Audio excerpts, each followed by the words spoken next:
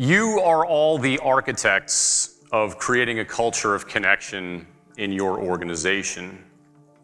You've earned that as the CEOs and senior leaders of your credit union.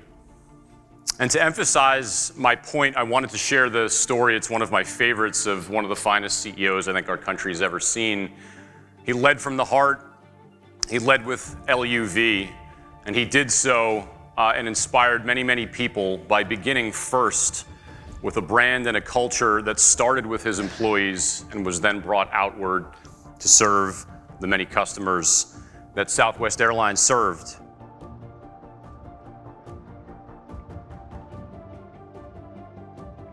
Herb Kelleher was a true original. He began with vision, he began with strategy, but he recognized that for Southwest Airlines to literally take off and be successful, they needed to lead from the heart and have a strong culture. The interesting story of Southwest is that they struggled for several years to even become operational. Herb was a lawyer by trade, and they fought in litigation for several years in the late 1960s. Southwest flew their first flight in June of 1971. And it was less than 2 years later, Southwest had found a competitor in Braniff Airlines in the year of 1973. And Braniff didn't exactly like what Southwest was doing.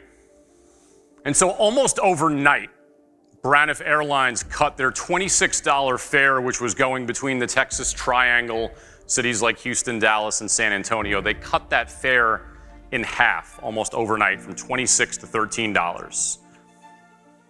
So Herb Kelleher knew that he couldn't compete, and Southwest would not be able to compete by lowering their price from $26 to $13. So what did he do? He did what I'd love to believe that any of us, if placed in the same predicament as CEOs and leaders, would do. He decided to offer anyone willing to fly Southwest and pay the $26 full fare a fifth of Chivas Regal Scotch for flying with Southwest Airlines instead of Braniff. Think about that, double the price, a significant difference. And it was for that incredible period of time in 1973 that Southwest Airlines became the biggest distributor of Chivas Regal Scotch in the entire state of Texas. That's a true story. And think about that. That had nothing to do with flying an airline, but it had everything to do with flying Southwest Airlines. So what is the message in there? I think it's pretty obvious, isn't it? Start offering free premium liquor to all of your members, right? Obviously not. What made Herb not just an incredible CEO, but an amazing leader was a unique ability to connect not just with customers, but also with his internal employees. He was known for having a warrior spirit and a moxie. He was candid, he was quirky. I know I mentioned Chivas Regal. He was known for showing up and sometimes speaking at events, drinking wild turkey. I didn't do that today. Smoking cool cigarettes. He would show up to company holiday parties dressed like Elvis. He was a true original, and he proved what I would like to share in part with all of you here today as you seek to build and create a culture of connection at your own credit union. You can do it your own way, and you can be truly original.